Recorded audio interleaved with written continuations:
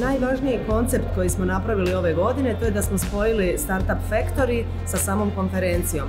Svi timovi prošli su kroz 8 modula Startup Factory-a. Program je pokazao da je jako dobar i da je Startup Factory od njih napravio zapravo dobre startupove. Mi u Zagrebu razmišljamo o velikim još dok su mali. Znači sve to doprinosi razvoju ekosustava startup poduzetništva u gradu, a to nam u konačnici i jeste bio cilj.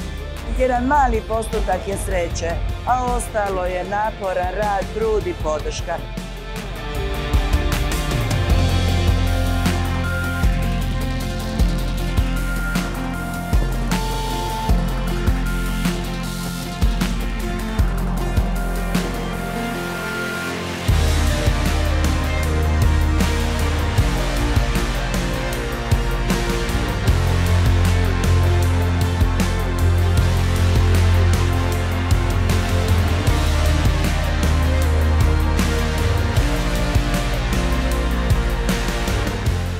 Mi moramo Hrvatskoj razmišljati odmah globalno.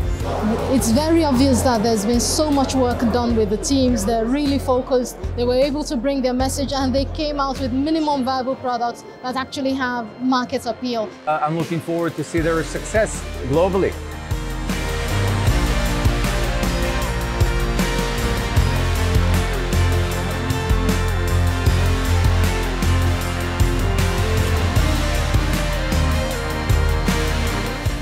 Baš je bila izvrsna prezentacija svih 17 timova.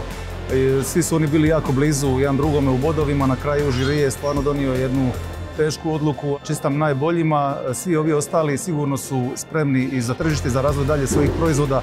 Zahvaljujem se svih 17 startup tvrtki koje su se natjecale.